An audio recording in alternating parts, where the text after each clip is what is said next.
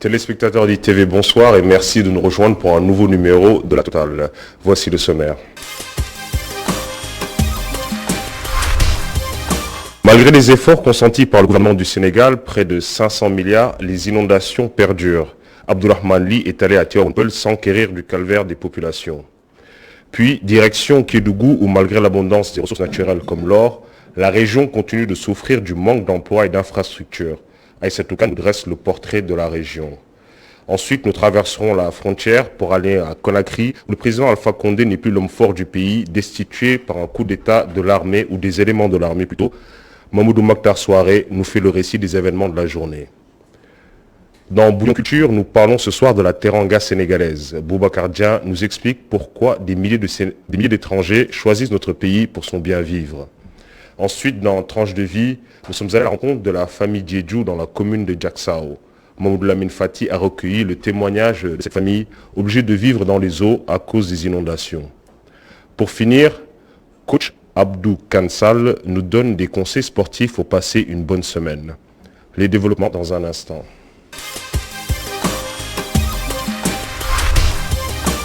Près de 500 milliards de francs CFA sur les 766 du programme décennal de lutte contre les inondations ont déjà été décaissés par l'État, mais les inondations perdurent. Pour y remédier, une cartographie des zones inondables dans 6 régions est annoncée par Malik Sissé, chef de projet de la direction de la prévention et de la gestion des inondations. En attendant, les populations continuent de vivre le calvaire. Abdourahmane Ly et Sidina Mbey sont allés sur le terrain. Sous un ciel menaçant, sol toujours humide, Fatfaya a installé son étal. Il y a 3 jours, c'était impossible à cause des fortes précipitations. Une zone inondable ici à Tivaouane Peulh qui, à la moindre goutte de pluie, terrorise tout un quartier. À chaque fois qu'il pleut, nous restons bloqués chez nous. Nous ne sortons pas. Toutes les activités sont également bloquées à cause de la stagnation d'eau de pluie. C'est une situation qui nous indispose vraiment. Non loin de là pourtant, une cité en gestation, une cité écologique, Babacar Faye à l'œuvre. L'aménagement et l'assainissement en priorité. Il ne faut pas oublier, il faut faire un système d'assainissement. Comme avec le plan d'urbanisme de la zone. Nous, on a sur toute la cité des égouts. On a des formes de pente. On a utilisé les côtes pour que l'eau soit conduite directement vers les espaces verts. Et dans ce cas-là, c'est un bienfait pour nous. Président des promoteurs immobiliers du Sénégal, il se dit conscient des nombreuses remarques, notamment des populations qu'il reproche de ne pas mettre l'assainissement au centre de leurs priorités avant commercialisation des logements. Un mauvais procès rétorque Babacar qui jette la patate chaude aux autorités qui délivrent les autorisations. Vous avez déjà l'autorisation de construire et pour avoir l'autorisation de construire, vous avez les approbations des services concernés, de l'ONAS, de la CNO, de la Sénélec. Donc en général, après ces approbations-là, nous travaillons.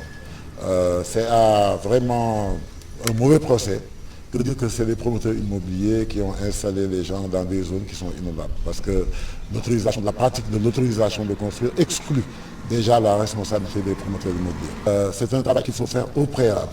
Avant de construire, il faut viabiliser. L'anticipation invitant la direction de la prévention et de la gestion des inondations à mettre sur pied un projet visant à situer les zones inondables dans 6 régions du pays avant de pouvoir prendre des mesures idoines. Un projet de 15 milliards financé par le Fonds vert climat et l'Agence française de développement. Qui, à terme, permettra d'anticiper sur les occupations anarchiques, sur les remblais, sur la mise en valeur des zones non aedificantes. On ira à une cartographie fine, adossée, une cartographie sur l'ensemble du territoire national, mais avec une cartographie détaillée sur les 6 régions les plus vulnérables aux inondations. On va mettre également une organisation qui prendra en compte les notaires, les promoteurs immobiliers, de sorte que le notaire ne pourra plus donner l'occasion de viser sur une zone que la cartographie a considérée comme une zone non édificante. Mais en attendant, au-delà de l'État qui doit poursuivre ses efforts allant dans le sens de mettre à l'aise la population, nos interlocuteurs invitent cette même population à un comportement responsable afin que les inondations soient d'ici quelque temps un vieux souvenir.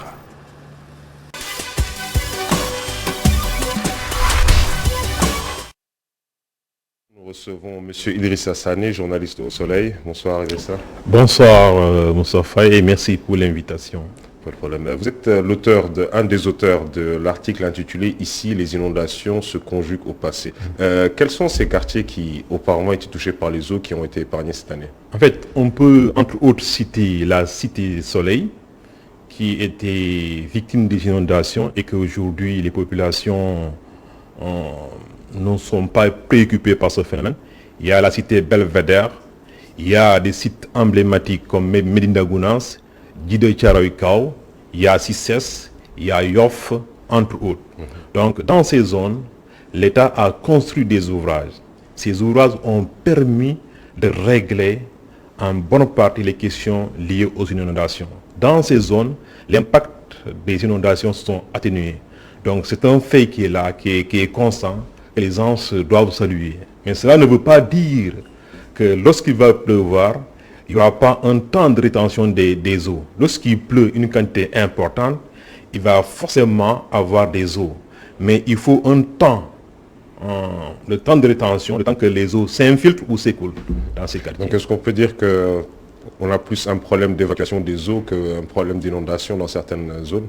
Oui, on peut le percevoir ainsi. Parce que lorsqu'il pleut, si les eaux ne s'infiltrent pas ou ne s'écoulent pas, il y aura forcément des parties qui seront inondées. Mais aujourd'hui, dans ces quartiers, il y a des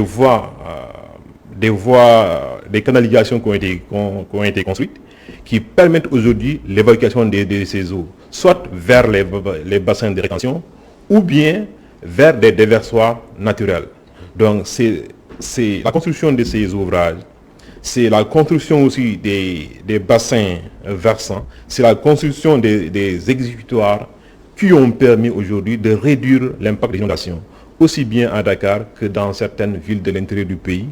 Nous pouvons citer Bambey, nous pouvons citer Kaolack actuellement, nous pouvons aussi citer même Kaffrine. Est-ce que vous pouvez peut-être revenir un peu sur ces ouvrages qui ont permis d'éviter que les eaux restent cette année? Okay. Vous avez parlé des bassins de rétention, des canaux. Oui. En fait, si nous prenons par exemple dans le cadre du plan décennal de lutte contre l'inondation, on a construit une quarantaine de stations de pompage, une quarantaine de stations d'évacuation des eaux. On a construit beaucoup de bassins de rétention. Je peux bien citer le bassin de rétention de Djiddah Thiaroye Kao, le bassin de rétention de la Cité Soleil, mais de Dalifort, c'est entre Cité Soleil et Dalifort. On a derrière la Cité des Eaux Forêts un autre bassin de rétention. Donc, on a aussi dans la zone de Diacksao un autre bassin de rétention et d'évacuation qui permettent de mettre la RN1 hors de l'eau en cas de forte pluie. Ce système a beaucoup fonctionné, mais cette année, on a reçu des pluies exceptionnelles qui font que la route a été entre-temps entrecoupée de la circulation, mais le trafic a été rétabli 48 heures après. Sur le programme décennal de lutte contre les inondations, 500 milliards ont déjà été investis sur les 766 milliards. Qu'est-ce qui reste? En fait, nous sommes presque... Non, en principe, le programme décennal de lutte contre les inondations doivent s'achever en 2022. Mais actuellement, le président de la République a décidé de prolonger ce programme jusqu'en 2033. Donc, cela dénote que l'impact positif est là. Maintenant aussi, nous ne devons pas oublier les autres facteurs liés aux inondations. C'est-à-dire, ces facteurs, parfois, ne dépendent pas de l'homme. Ce sont des facteurs liés, par exemple, au climat. Donc, aujourd'hui, nous sommes dans un cycle de changement climatique avec des événements extrêmes. C'est-à-dire que vous pouvez recevoir en un temps si court des quantités de pluie que vous recevez normalement sur l'espace de 3 mois. Donc, on ne peut pas tout prévoir. Aujourd'hui, on doit s'inscrire dans la gestion des inondations. Moi, je préfère le mot gestion plutôt que le mot lutte. Parce qu'il n'y a aucun pays aujourd'hui qui peut dire qu'il peut résoudre de façon définitive les problèmes d'inondation. Parce que tout simplement, nous sommes dans un cycle d'événements extrêmes liés au changement climatique. Qu'est-ce que ça veut dire? Ça veut dire actuellement, on aura de plus en plus de pluies de forte intensité et parfois moins de pluie aussi. C'est-à-dire, vous pouvez avoir 2 pluies en 2020 et en 2021, vous avez 8 pluies.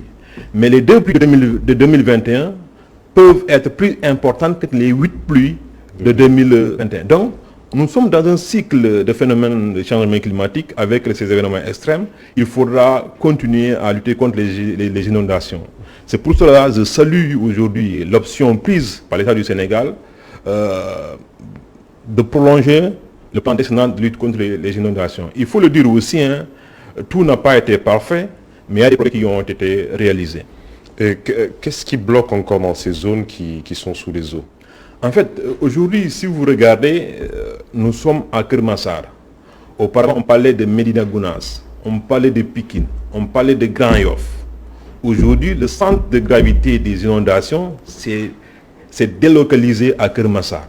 Pourquoi il y a des inondations à Kermassar aujourd'hui? Parce que, il faut le reconnaître, il y a beaucoup de maisons qui sont dans des zones inondables. Donc, ce ne sont pas des zones destinées à l'habitation. C'est-à-dire, ces zones, c'est des voies naturelles d'écoulement d'eau. Les gens ont construit dans des zones dépressionnaires, c'est-à-dire dans des cuvettes. Il va forcément avoir des inondations. L'autre chose aussi, nous sommes dans une agglomération de plus de 400 000 habitants. Les gens ont construit sans penser aux ouvrages d'assainissement. Tant qu'on n'inverse pas, on commence d'abord par la construction des ouvrages d'assainissement, avant que les gens n'habitent, on aura toujours des inondations. Il faudra toujours en revenir au plan Orsec. Oui, on est obligé de déclencher tout le temps le plan Orsec. Ça, ce n'est pas une lacune par rapport à la gestion globale des inondations. Quand il y a une catastrophe, on ne doit pas avoir honte de déclencher le plan Orsec. Le plan Orsec, c'est pour gérer les urgences. Or, les inondations sont aujourd'hui classées parmi les facteurs extrêmes des changements climatiques. Ce sont des événements qu'on ne pouvons pas prévoir. Aucun gouvernement n'est en mesure de prévoir de façon exacte l'avènement de ces événements extrêmes.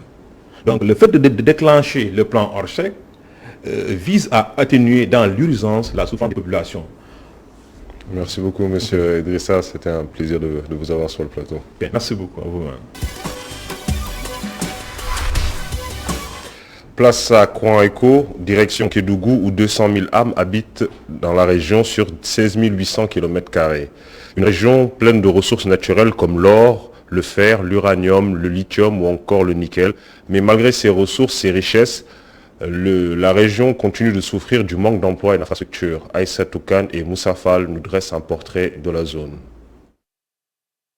Kédougou regorge d'importantes ressources minières.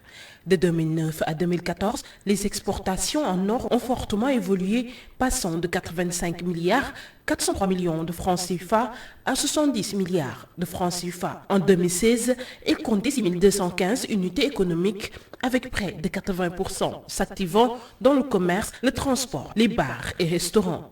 69% des ménages ont pratiqué l'agriculture. En 2013, 49,6% pratiquent la pêche et l'élevage. Il y a ce qu'on appelle des ressources naturelles, principalement de l'or. Il y a ce qu'on appelle du marbre, du cuivre. Il y a des indices même pour l'exploitation de l'uranium. Vous savez, lorsque vous regardez l'économie du Sénégal, rien qu'en exportation, par exemple, des carreaux, ça fait à peu près 700 et quelques milliards. Et la ressource qui sert pour l'exploitation de ça, pour la production, on a en quantité importante à Kédougou.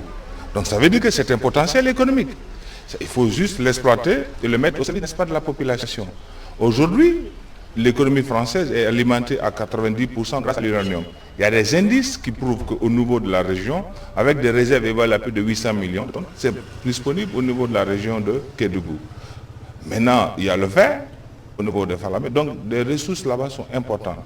À part les industries extractives, la région de Kédougou ne dispose que d'une société cotonnière, la Sodefitex.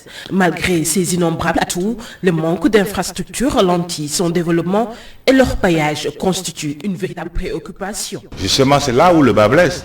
parce que malgré ses potentialités, ses atouts considérables, vous allez voir qu'il y a un problème d'infrastructure qui se pose, parce que ces ressources-là aussi sont à l'état embryonnaire. Et c'est vrai qu'aujourd'hui, l'État doit en tout cas revoir sa politique économique dans cette région. Qu'est-ce qui manque sur les infrastructures? Qu'est-ce qui manque sur le désenclavement? Nous exportons, mais de façon brute, les matières premières. Et ça profite effectivement à des grandes firmes. Aujourd'hui, donc, les concessionnaires qui sont là-bas, c'est vrai qu'ils rapportent effectivement au budget de l'État, mais la population n'en bénéficie pas. Mettre en place des infrastructures, une structuration efficace et tirer davantage profit de l'attraction naturelle de la région et de la richesse de ses produits culturels pourrait permettre à la région de sortir la tête de l'eau. Avis d'experts. Il faut la transformation, n'est-ce pas, de ces matières premières en produits finis, en produits semi-finis. C'est ce qui crée de la valeur ajoutée, c'est ce qui crée de l'emploi. Qui parle de tourisme, parle de transport. Qui parle de transport, parle des infrastructures. Aujourd'hui, quand vous regardez, c'est les infrastructures qui posent problème. Je parle des infrastructures d'abord, même médicales, parce qu'aujourd'hui, nous avons besoin d'un hôpital de dernier cri. Il faudrait que dans la politique globale du pays, qu'on intègre ce qu'on appelle la région de Kédougou. Il faut qu'il y ait de l'eau, il faut qu'il y ait ce qu'on appelle, en tout cas, la communication. Tous ces éléments-là font dans le sens du développement, n'est-ce pas, du tourisme. Vieille de près de 195 ans, Kédougou dispose de réels atouts pour se positionner comme métropole sous-régionale. Elle représente l'un des derniers bastions de la faune du Sénégal avec le parc de Niokolo-Koba et la zone d'intérêt synergétique, en plus des potentialités agro-sylvopastorales. Pour parler de Kédougou, nous recevons M. Ndiaye, Mamoudou Ndiaye. Comment allez-vous? Bonsoir. Oui, bonsoir Gabar. La région de Kédougou dispose du parc de Niokolo-Koba, qui est un grand site d'attraction avec ses chaînes de montagne, ses chutes d'eau et une biodiversité assez dense. Au moment où se tient le congrès international de l'UICN, quel est l'intérêt pour un pays comme le Sénégal d'avoir une zone qui jouit d'une biodiversité comme Kédougou? Oui, belle question et très opportune en raison du congrès mondial sur la nature qui se tient à Marseille, en France, et qui devrait permettre à tous les Sénégalais donc d'avoir le regard justement tourné vers Marseille. Parce que simplement ici déroulent des problématiques extrêmement importantes et aussi des enjeux que ça soulève qui intéressent quelque part le Sénégal. Parce que le parc de Niokolo, c'est un poumon du pays. Mais en même temps aussi, c'est un parc d'attraction justement pour le pays du fait du tourisme qu'il draine. Et tout ceci montre simplement que si nous avons le souci de la préservation de la nature, nous devions l'appliquer d'abord au niveau du parc, qui est un bijou, un élément naturel, mais non seulement à préserver, mais parce que la faune et la flore qui sont pouvaient déterminer un peu peut-être la puissance du pays et le poids économique du pays. Donc nous devions peut-être tous nous mobiliser pour préserver la nature et préserver également ce qui se trouve dans cette nature-là. Et c'est plus qu'opportun au moment où Air Sénégal est en train d'augmenter ses destinations où ils se rendent. Eh bien, le récent vol justement inaugural de Air Sénégal vers New York et vers Washington permet sans doute au Sénégal de faire un clin d'œil au tourisme mondial, au tourisme international. Et donc, je pense que oui, c'est une belle opportunité que Air Sénégal également montre sa vraie valeur, montre son poids et en même temps aussi la pertinence de la destination du Sénégal à partir du moment où maintenant commence à voler dans les airs, justement, des ailes sénégalaises. Si la gouvernance y est, ça pourrait permettre sans doute au Sénégal d'avoir un vrai regard, un retour justement sur notre pays et ses opportunités. Pour en parler un peu plus, nous recevons le docteur Mamoudou Lamine Diallo, géographe et enseignant-chercheur au département Histoire et Géographie à la FASEF. Bonsoir, docteur. Bonsoir. Docteur, pour commencer, quelle est la région de Kédougou a-t-elle une viabilité pérenne qui pourrait lui permettre d'émerger économiquement? Bonsoir tout le monde. Je vais profiter de l'occasion pour excuser du retard que j'ai accusé, indépendant de ma volonté. Donc, merci pour l'ITV, pour l'invitation. Parler de la région de Kédougou. Je suis originaire. J'ai effectué pas mal d'activités de recherche des dernières années. Évidemment, la région de Kédougou, comme toutes les régions du monde, dispose d'un certain nombre d'atouts qui fait que la région, effectivement, est viablement une région qui pourrait avoir une émergence, un développement digne de son nom. Donc, nous allons entrer certainement sur les différents atouts que dispose cette région-là, et peut-être quelques contraintes, bien que, quand on parle de contraintes aujourd'hui du point de vue géographique, par rapport à l'évolution du monde, par rapport aux progrès techniques et technologiques, il faut relativiser les contraintes de la nature. Parce que certaines contraintes pourraient bien être transformées en atout pour le développement. Est-ce que aujourd'hui la contrainte distance n'est pas une opportunité pour Kédougou de se montrer à la face du monde comme étant une destination très intéressante? Oui, la distance a souvent été une contrainte, mais aujourd'hui, il faut noter qu'il y a une amélioration par rapport notamment aux infrastructures avec le corridor Dakar-Bamako qui passe par Kédougou. Il y a une amélioration. On attend aussi des améliorations par rapport, bien sûr, à l'installation d'un aéroport digne de son nom qui permet d'accueillir des avions aussi grands que possible. Mais évidemment, cette distance-là, elle doit nettement être améliorée quand on sait que le monde a beaucoup évolué. Pour faire Dakar-Kédougou, il faut au moins 12 heures de temps.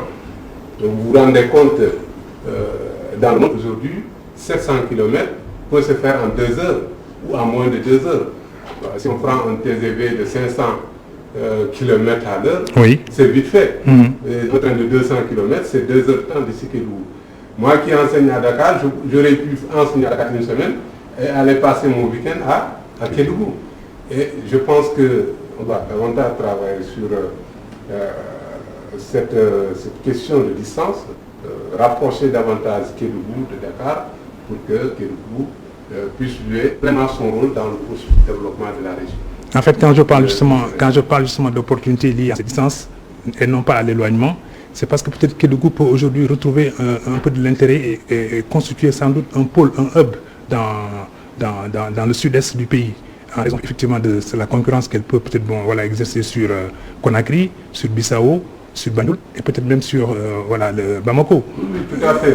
C'est-à-dire la distance, d'un côté c'est une contrainte, de l'autre c'est aussi un atout pour la région, parce que étant situé à l'extrême sud-est du Sénégal, avec 2 pays frontaliers, le Mali et le Sénégal et la Guinée, je pense que Kédougou effectivement peut jouer un rôle de hub sur plusieurs plans, médical ou minier ou culturel, parce que tout simplement la situation géographique constitue en ce moment géographiquement et stratégiquement un atout pour la région de Kédougou. Est-ce que les forces d'impulsion de Kédougou travaillent à cette perspective-là? Vous savez, la région de Kédougou appartient à une nation, au Sénégal. Oui. Je pense que la première des choses, quand on retrace l'histoire de la région de Kédougou, c'est qu'elle a souvent été oubliée dans les politiques nationales de développement. C'est aujourd'hui, avec l'arrivée des gros investisseurs dans le secteur minier, que la région de Kédougou commence à connaître un élan d'émergence. Au niveau local, il y a un problème qui se pose, c'est que les entreprises, les petites et moyennes entreprises, qui sont les forces économiques locales, qui auraient pu profiter peut-être de ces investissements, n'en profitent pas assez. Est-ce que les forces politiques sont en train de travailler là-dessus? Les forces politiques sont connectées aux forces politiques nationales, notamment à l'État du Sénégal. Donc l'impulsion, d'abord, peut-être viendrait du niveau central à travers un accompagnement technique et financier pour les différents, pour mettre en place un dispositif qui permet l'émergence de cette région. Alors je me souviens il y a 2 ans peut-être que, disons, les populations de Kédougou, d'ailleurs on les appelle comment les originaires de Kédougou? On peut les appeler les Kédevins. Les Kédevins.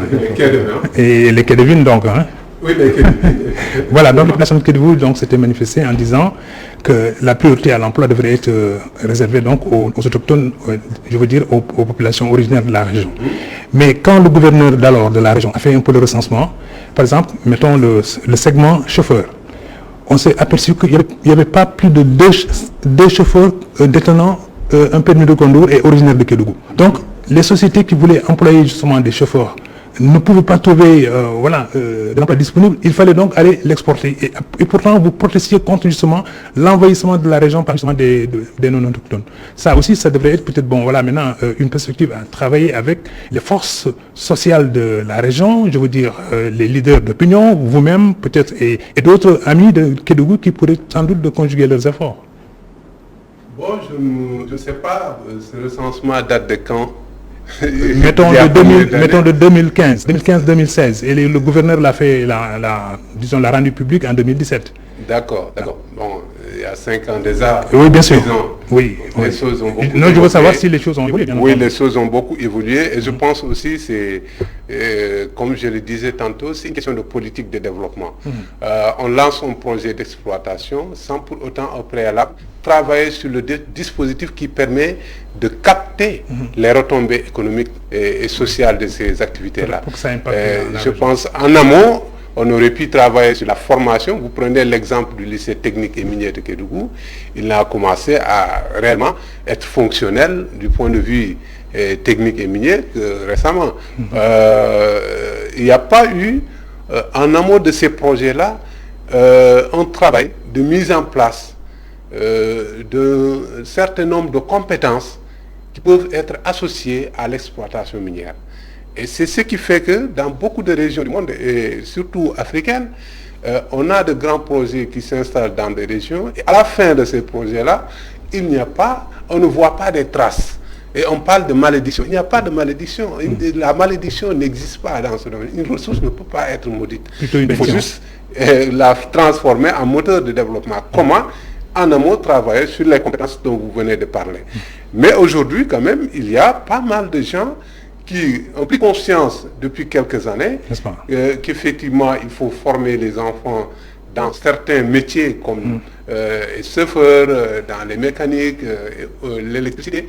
Mais le problème reste entier. Le problème de l'emploi dans la région de Kédougou reste un problème entier. Et on s'étonne, vous voyez bien que récemment, en avril passé, les étudiants de Kédougou, en provenance des différentes universités, ont organisé une très grande marche le 9 avril passé, et suivi d'une autre marche qui a été organisée dans ma propre commune, la commune de Tomboronkoto, par les jeunes. Oui, et j'aime bien la ville de Tomboronkoto. Oui, et pourquoi? C'est pour réclamer tout simplement de l'emploi.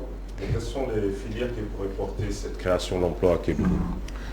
Bon, les filières, je pense aujourd'hui, un des problèmes qu'il faut poser pour ces régions périphériques, c'est l'enseignement technique, surtout supérieur, Bac plus 1, Bac plus 2, Bac plus 3.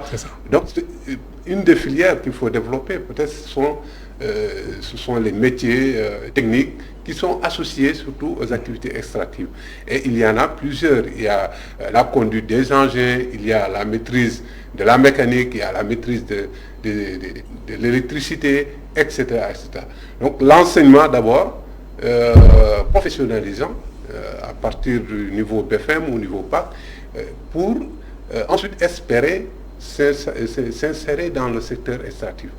Et bien sûr, ça ne suffit pas, parce qu'on peut avoir des gens bien formés, mais si dans la politique de l'État, on n'encourage pas, c'est vrai qu'on le dit dans le code minier, dans les conventions, mais sur le terrain, c'est tout autre. Donc on voit que souvent les gens disent que c'est d'autres Sénégalais venant d'autres régions qui sont les plus soyeux, qui sont employés, alors même qu'ils présentent pratiquement les mêmes compétences avec ceux, parfois même moins de compétences que ceux qui sont au niveau local. Et ça pose un peu de ce qu'on appelle le problème de discrimination positive pour la région, parce qu'avant tout, ce sont ces populations-là qui sont victimes de tout le coût environnemental de l'exploitation. Et quand on dit environnement, on pense ici aux ressources qui permettent à ces populations de survivre. C'est la terre, c'est la forêt, c'est la faune, etc. Très bien. Qui parle de Kédougou parle d'or, de mines. Est-ce qu'on n'exprime pas un peu les priorités pour regarder maintenant s'il y a d'autres secteurs à valoriser dans Kédougou? Kédougou n'est pas riche que de minerais. Oui. Il doit y avoir peut-être l'agriculture, je ne sais pas moi, et puis peut-être la faune, la flore, tout ça, ça fait partie, le tourisme, on en parlait tout à l'heure. Oui. Mais pourquoi tout se focus justement sur les mines, puisqu'on sait effectivement que les mines, on ne peut pas encore les régénérer, les reconstituer de façon à ce que peut-être on remembre ce qui a été peut-être excavé. Pourquoi ne s'oriente-t-on pas? Pourquoi vous-même, peut-être vous nous... je veux dire, quand je dis vous, mais je parle simplement de ceux-là qui peuvent peut-être influer sur les décisions, les grandes. Pourquoi ne pas démultiplier les opportunités pour que Kédougou ne soit pas simplement vu à l'aune, n'est-ce pas, de l'or? En fait, pour cela aussi, il faut toujours rappeler un peu l'histoire de la région. La région de Kédougou, du point de vue économique, a connu ce qu'on appelle un glissement progressif vers le secteur minier. Dans un premier temps, on parlait de régions naturelles, et ça c'est pour tout le Sénégal oriental, donc la région de Tambacounda et la région de Kédougou, donc, qui ont été séparées par le décret de 2008. Alors, la région de Kédougou, dans un premier temps, c'était les ressources naturelles, donc c'était plus orienté vers le tourisme. Vers le tourisme, où on avait des campements un peu partout, qui avaient des touristes, etc. Et associé maintenant un peu à l'agriculture, mais l'agriculture rurale, traditionnelle, donc pas moderne. Et à un moment, à partir des années 2000 même, la région de Kédougou était une des parties les plus importantes du bassin cotonnier, de la Sodefitex. Alors les gens se procuraient des revenus à partir de la culture du coton. À partir de 2005 maintenant, on a l'impression que les gens ont abandonné ces activités-là au profit des activités minières. D'où la ruée vers l'or. La ruée vers l'or. Voilà. Et quand vous allez sur le terrain faire des enquêtes, on vous dit, mais nos parents ont fait de l'agriculture depuis des années. Ils n'ont jamais construit leur maison. Nous, on arrive à construire des R+1, à les électrifier avec le solaire, etc. Mais pourquoi retourner vers l'agriculture? Mais je pense que c'est une erreur parce que l'agriculture est fondamentale.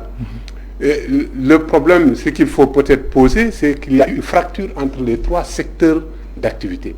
Le tourisme, l'agriculture et l'industrie minière.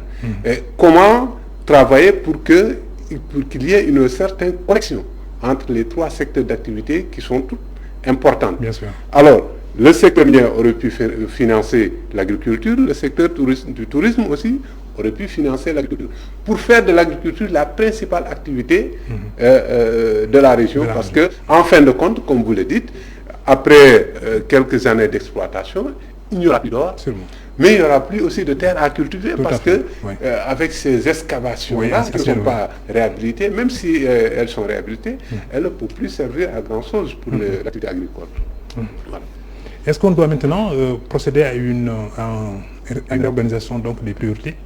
Absolument, il faut rectifier à travers peut-être une politique d'accompagnement de l'activité agricole. Comment faire de sorte que cette activité agricole aussi aujourd'hui puisse être impulsée par les gros financements qui arrivent et pour cela, je pense qu'il faut d'abord moderniser, il faut favoriser, il faut mettre en place un certain nombre d'infrastructures.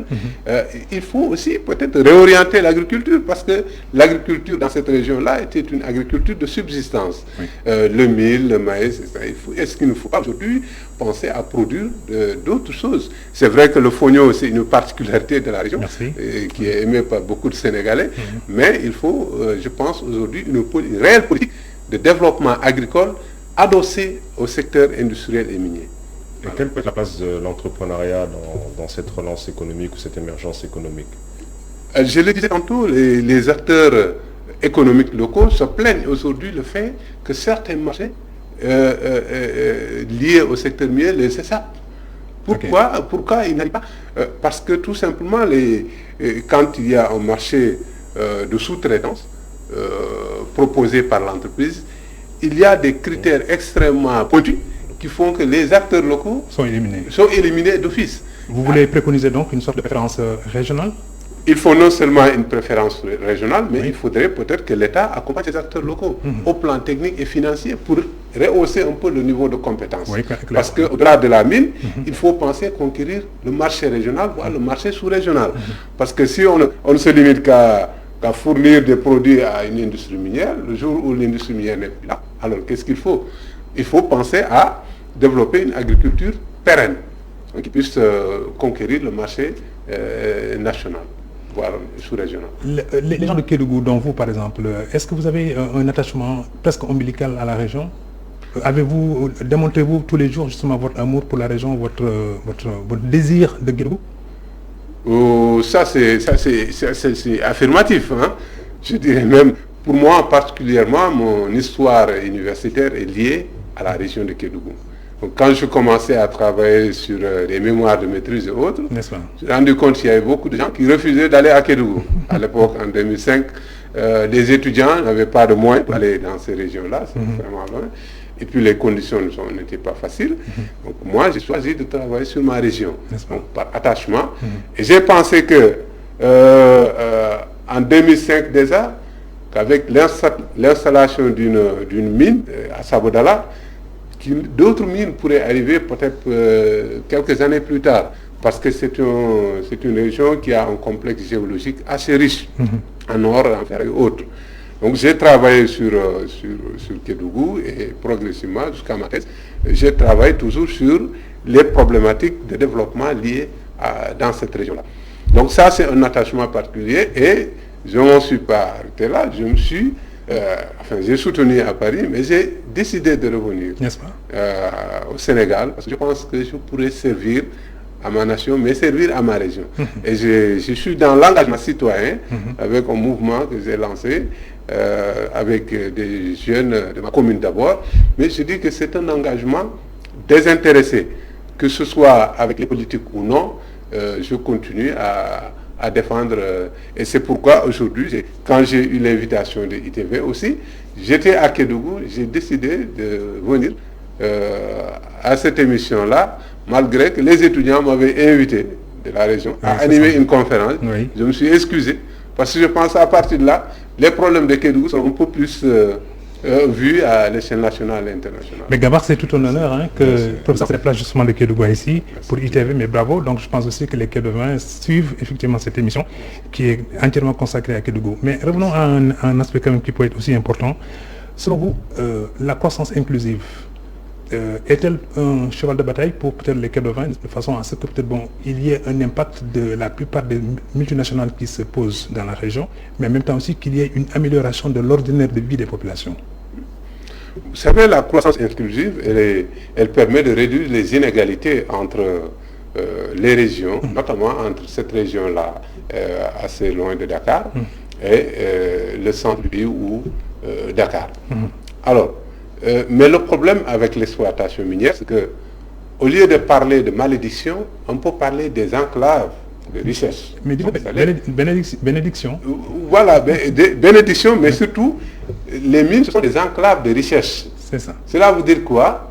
Cela veut dire qu'elles ne sont pas assez répandues. C'est-à-dire, vous avez des capitaux qui viennent de l'étranger, d'importants capitaux, et puis l'or qui est transporté, exporté vers l'étranger, mais à l'horizontale, il n'y a pas cette connexion entre cette activité, grande activité, et les autres activités. Tout à fait. Ce qui fait qu'elle devient une enclave de richesse, des cloisonnements, très connectée au niveau international, mais très faiblement connectée à l'échelle locale. Oui, parfaitement. Alors cette croissance inclusive doit permettre à effacer cette frontière, cette barrière qui existe entre l'économie locale et l'économie internationale à travers le secteur minier.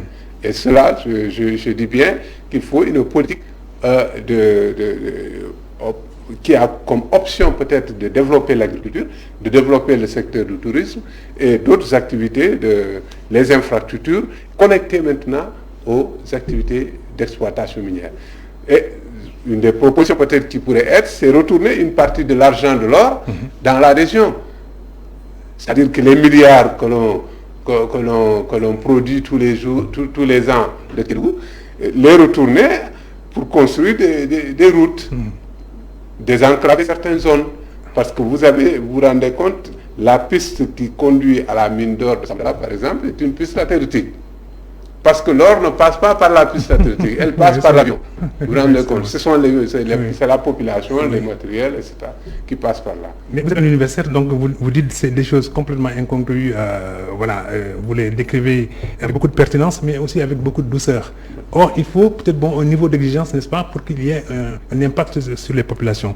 Je peux vous suggérer peut-être une idée que, voilà, au gré de mes rencontres donc en Afrique australe, où on labellise les produits issus du terroir.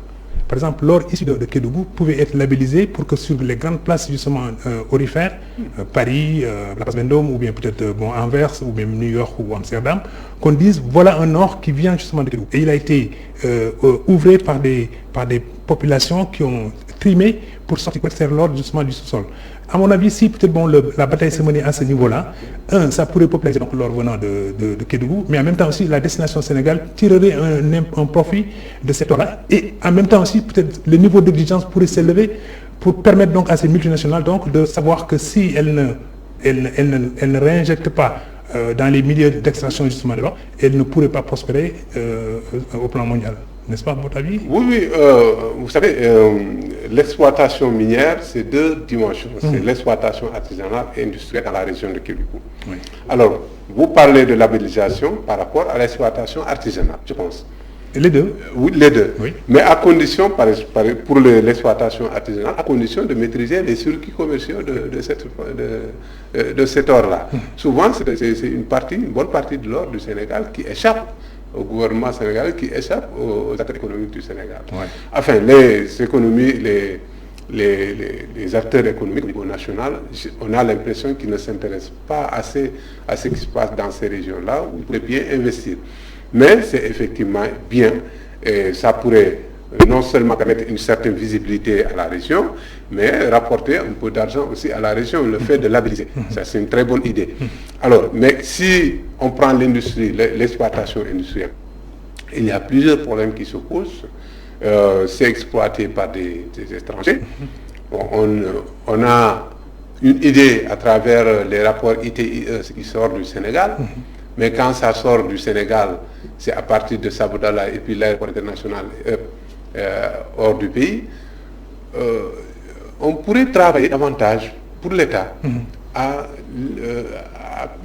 conserver une partie de cet or-là. Vous savez, la puissance des nations, des États-Unis, des grandes banques internationales, c'est l'or. Oui, pourquoi, à partir du Sénégal, à partir du Mali, à partir de la sous-région, on ne peut pas travailler dans ce processus-là?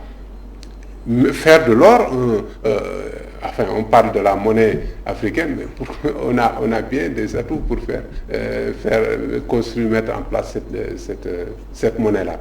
Donc la labellisation, c'est vraiment une idée assez intéressante qui a été expérimentée ailleurs et qui pourrait bien être au service aussi de la nation sénégalaise et de la région de Kédougou. Je suis tout à fait d'accord. D'accord. Nous pourrions parler donc de Kédougou pendant des heures et des heures, mais peut-être les contraintes du temps font que nous pourrions abréger cela. Mais en parlant de Kédougou, nous avons le plaisir d'évoquer beaucoup de choses liées à Kédougou, simplement parce qu'un grand monsieur est originaire, c'est Ahmad Dansokho, qui est un ami donc de Immédiat, qui est un ami qui nous a couverts nous tous. Mais pensez à Ahmad, je pense que c'était l'anniversaire effectivement de son décès récemment. Et pour lui, les Kédouviens doivent travailler justement pour que la destination Kédougou soit une destination dont il était justement fier, lui Ahmad. Repose en paix. Merci beaucoup, Dr Diallo, de nous avoir donné toutes ces informations sur Kédougou. Je pense que beaucoup plus de gens vont être attirés vers votre région.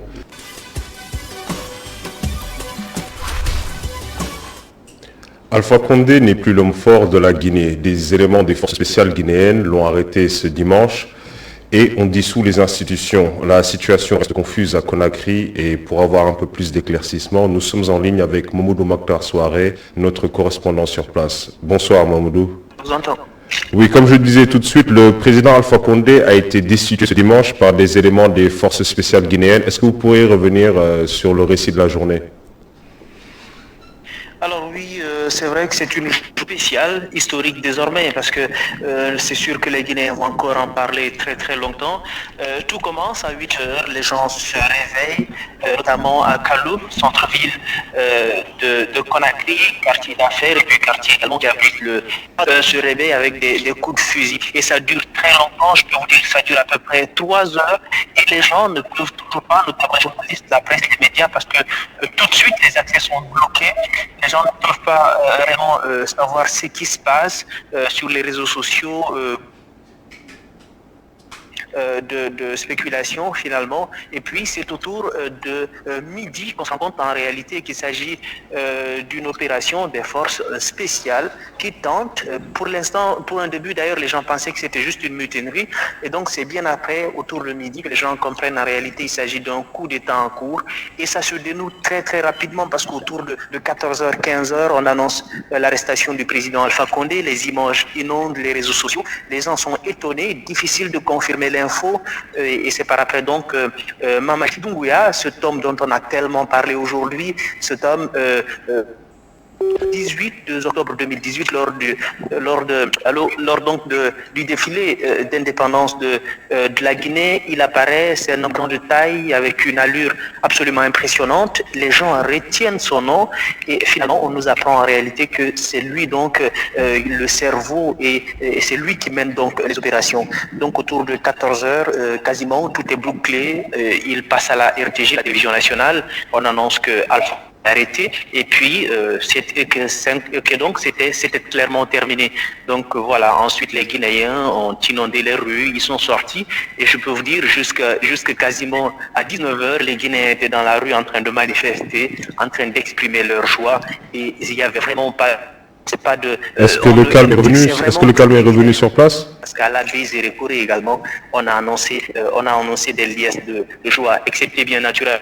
Est-ce que le calme est revenu sur place dans les rues de Conakry? Est-ce que le calme est revenu? Effectivement, le calme est revenu, disons, le calme est revenu quasiment cessé. Je disais les tirs ont quasiment cessé, donc il y avait quasiment plus de tirs à partir de 14h, et il y avait quasiment que des liesses de...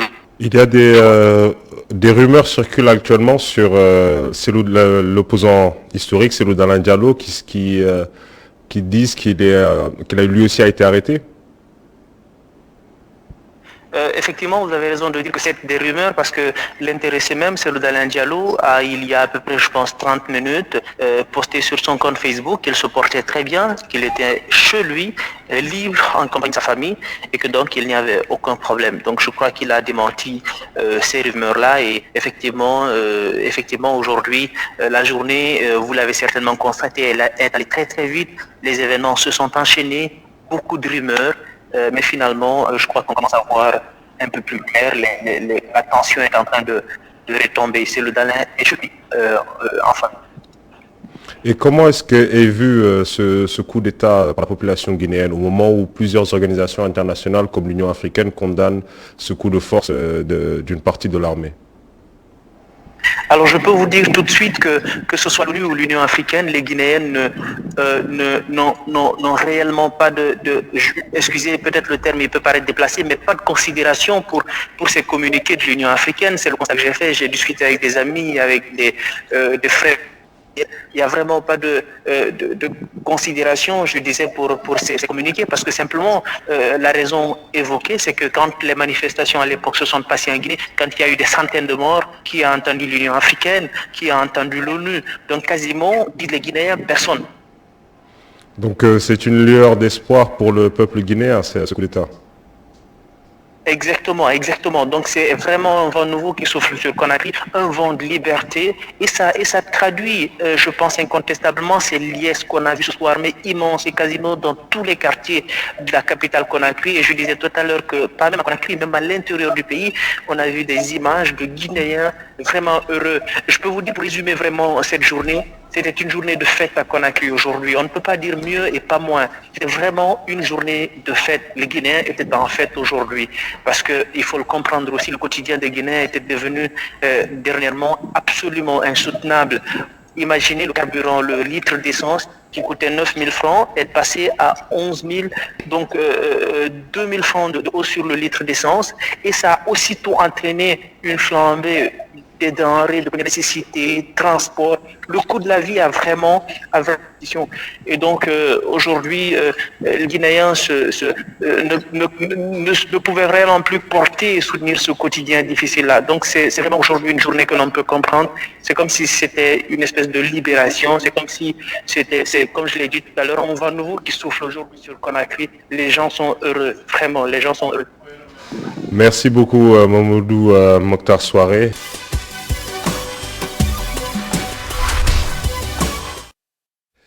Nous parlons du Sénégal comme pays de la Teranga aujourd'hui dans Bouillon Culture parce que depuis les années 60, des milliers d'étrangers ont choisi notre pays pour son bien vivre.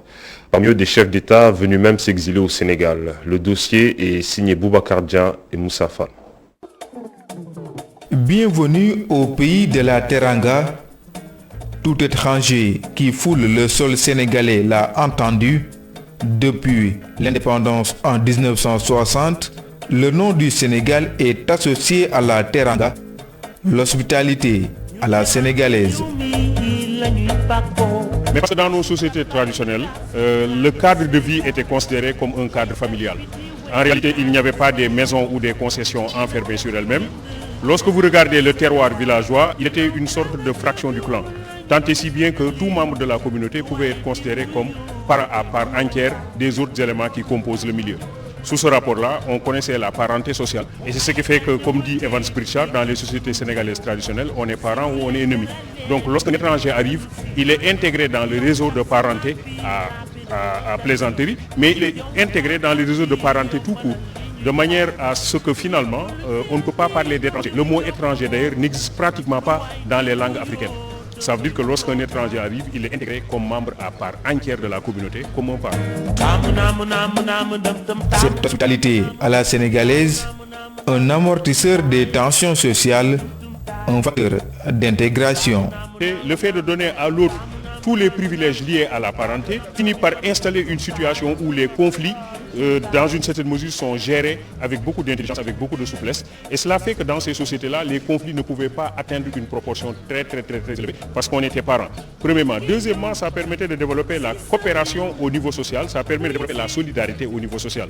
Ce qui permettait toujours d'apporter un appui à l'autre et de faire en sorte que finalement, l'individu pouvait toujours compter sur la solidarité, sur l'appui, sur l'accompagnement des autres, surtout en situation de difficulté. Le Sénégal, un pays stable dans une sous-région sous l'emprise de conflits identitaires ou terroristes, un atout qui attire beaucoup, même des chefs d'État en difficulté dans leur pays d'origine. Premièrement, la stabilité politique du Sénégal, parce que nous sommes, si vous regardez bien, dans une sous-région marquée par une très grande instabilité. Beaucoup de pays ont connu des coups d'État, des perturbations, des mouvements populaires, etc. Le Sénégal a la chance de rester jusque-là un pays plus ou moins stable sur le plan politique, tout au moins. Donc cela fait que certains chefs d'État, lorsqu'ils sont en situation de disgrâce, ont tendance à demander l'asile et à s'installer au Sénégal parce qu'il y a cette stabilité politique. La deuxième chose qui me semble importante, c'est le registre culturel. Alors nous avons un registre culturel au Sénégal qui met l'accent sur la teranga, aussi sur l'hospitalité, sur le sens de l'humain. Donc on respecte un homme, non pas parce qu'il a, mais parce qu'il est. Alors un être humain, il doit être respecté parce que c'est un vivant. Dans les sociétés sénégalaises traditionnelles, on respectait même les plantes, on respectait les poissons, on respectait la terre, parce que c'est des vivants. En tant que vivants, on considère évidemment qu'ils ont une force vitale et la force vitale doit être respectée comme telle. Ils sont des milliers à choisir la destination Sénégal pour leurs vacances ou pour s'y installer définitivement pour diverses raisons. Ils sont Nigérians, Tchadiens, Comoriens, Marocains, Djiboutiens et même Européens. Tous sont séduits par l'hospitalité sénégalaise, le Sénégal, pays de la Teranga. Bonsoir Boubacar, merci pour ce reportage. Bonsoir Gabar et je vous en prie. Donc l'hospitalité ou la teranga en Wolof, est-ce que c'est important dans la société sénégalaise? Effectivement Gabar, c'est une valeur culturelle qui est intrinsèquement installée ici au Sénégal. Je peux dire que c'est une valeur culturelle partagée par toutes les ethnies sénégalaises. que ce soit chez les Wolof, les Diola, les Sérères, les Peuls, même chez les Bassari. Donc on peut dire que cette hospitalité à la sénégalaise-là est bien ancrée et les gens perpétuent cette tradition. Raison pour laquelle, ici au Sénégal, on fait en sorte que l'étranger se sente chez lui. Même s'il est hors de son pays, il se sente chez lui, puisqu'il y a, des événements qui sont organisés, une organisation familiale qui fait en sorte que l'étranger puisse venir s'installer, s'incorporer à cette société-là qui est déjà ici. Maintenant, ça se transmet aussi à travers des générations. De fait, dès le bas âge, on inculque ces valeurs d'hospitalité à la sénégalaise à nos enfants, à travers des contes, mais aussi à travers un certain nombre de comportements qui favorisent cette intégration-là de l'autre parmi nous dans notre société. Et cette teranga sénégalaise, est-ce qu'elle n'est pas un peu menacée par la mondialisation? Nous pouvons dire oui, sans risque de nous tromper, que la mondialisation menace gravement l'hospitalité sénégalaise qui est la teranga sénégalaise. Mais avant cela, avant de développer là-dessus, nous allons parler du comportement de certains Sénégalais parmi nous. Il y en a qui prennent cette appellation-là comme un atout pour pouvoir commettre certains forfaits, c'est-à-dire escroquer des gens, les tromper, leur faire comprendre qu'ils sont là pour les aider, alors que derrière, il y a quelque chose qui se cache, c'est-à-dire des vols et autres. Ça peut aussi dégrader l'hospitalité sénégalaise. La mondialisation, on en parle. La mondialisation est en porte-à-faux avec l'hospitalité sénégalaise qui est la teranga sénégalaise, puisque la mondialisation est contre toute diversité ou bien toute unité dans la diversité culturelle. La mondialisation amène ce qu'on appelle le modernisme, mais aussi l'occidentalisation. Et on peut dire, sans risque de me tromper aussi, que l'occidentalisation est contre l'hospitalité sénégalaise, qui est la teranga sénégalaise, ce qui fait la carte postale du Sénégal. Même nos footballeurs, on les appelle les lions de la teranga, le Sénégal, le pays de la teranga. Donc avec la mondialisation, ça risque aussi un peu de disparaître si on n'y prend pas garde. Donc la teranga est vraiment dans notre ADN, quoi. Bien sûr, dans notre ADN, oui. Merci beaucoup, Boubacar. Je vous en prie, Gabar. Direction la commune de Diacksao, plus précisément dans le quartier de Nyogounian. La famille Diédhiou vit dans les eaux à cause des pluies hivernales et une situation difficile pour cette famille, mais qui continue à garder espoir. Mamadou Lamine Fati allait recueillir leurs témoignages. damay toog di jooy sëñ bi parce que dafa metti nga asamaan si kenn yàlla suñu borom bi kenn mënut a téye ndoxam muy taw guddi doo am fu tëdd dafa metti gën nga yor ay xale nga sëy ak mag dafa metti waaw metti na trop tëdd benn laal ak sa famille dafa metti. Quartier Nyogounian de la commune de Diacksao. Les nombreuses pluies de ces derniers temps n'ont pas épargné la famille Diédhiou. Mariam Diop, l'épouse du chef de ménage, retrace son calvaire. metti rek sëñ bi parce que nekk ci ndox mi mu dem ba ndox mi dépassé nañu. C'est vraiment difficile parce qu'être dans l'eau tous les jours, faire toutes ces activités dans l'eau n'est pas facile. Avec les enfants aussi. Pour me coucher, on est obligé de s'entasser avec les enfants sur le lit. J'ai un de mes enfants qui fait des crises. Il est tombé plusieurs fois dans l'eau. Ce n'est pas vraiment sûr. Mais on n'a pas le choix. depuis naa corona bi ñu ni corona am na ñu ñu dund moo raw corona ñu dund dafa metti waaw ñu bokk benn lal bu ñu tëdd ñun fa. On a abandonné les autres chambres pour se retrouver dans une seule. Pour préparer les repas, on est obligé de le faire à hauteur, sinon tout se verse dans l'eau. Nous voulons juste un soutien, qu'importe, pour mettre notre famille à l'abri. loolu metti na ku ñu jàppale te rek te yàlla tax mën a dundaat comme xale yi ñu doon dundee rek lañ bëgg waaw. Durant des mois, ce chef de famille a fait un parcours du combattant pour trouver un toit à ses enfants. En dépit de tous ses efforts, il n'arrive pas à trouver une maison à la portée de sa bourse. ndox bi moom sonal nañu lool man nga gis ni j'étais hospitalisé ma génn ndox bi fees bi. Nous sommes fatigués avec ces eaux de pluie. Moi, j'étais hospitalisé. À ma sortie, j'ai trouvé de l'eau dans la maison. On a tout fait pour enlever l'eau, mais rien à faire. Actuellement, c'est difficile de trouver une maison. Là où nous sommes, nous payons 50 000 francs par mois. avec toutes ces conditions. Ce mois, je n'ai pas encore payé à cause de mon hospitalisation. J'ai essayé de chercher une maison. On m'a dit d'aller à Kermassar. Arrivé sur les lieux, j'ai trouvé pire qu'ici. C'est pourquoi je suis resté. On m'avait aussi montré une maison à Fass-Mbao. Le gérant me dit qu'il faut 80 000 francs par mois et 5 mois d'avance. Je lui ai dit que je ne l'ai pas. Depuis lors, je cherche toujours. J'ai même remis à un courrier 3 000 francs pour qu'il me cherche une maison.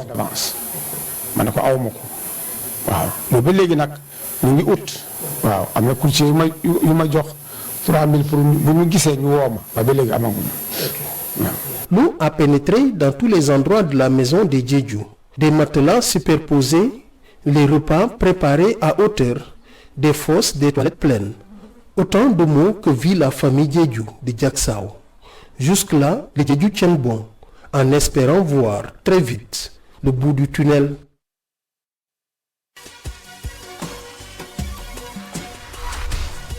Pour finir, nous proposons les conseils du coach Abdou Kansal, son secret pour passer une bonne semaine, le sport. Pour rester productif et en forme, écoutons-le.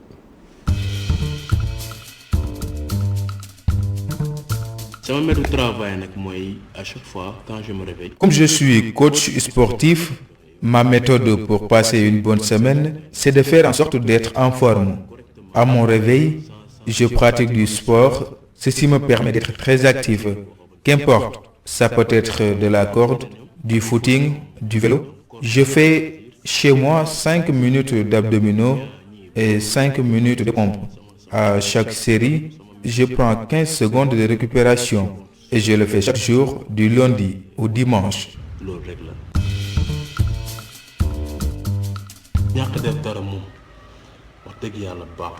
Il y en a qui ne font pas de sport et ce n'est pas bien. À votre réveil, ça vous permet d'être en activité. L'entraînement, c'est le meilleur médicament. Même les médecins vous le conseillent. S'il vous plaît, entraînez-vous. Si vous le faites, certains vont penser que vous allez en salle alors que ce n'est pas le cas. Mais ça demande beaucoup de patience et de méthode. Quand on veut, on peut. En 5 minutes, vous pouvez faire du sport. 5 minutes, ça mën nga ko tëral sa gaale.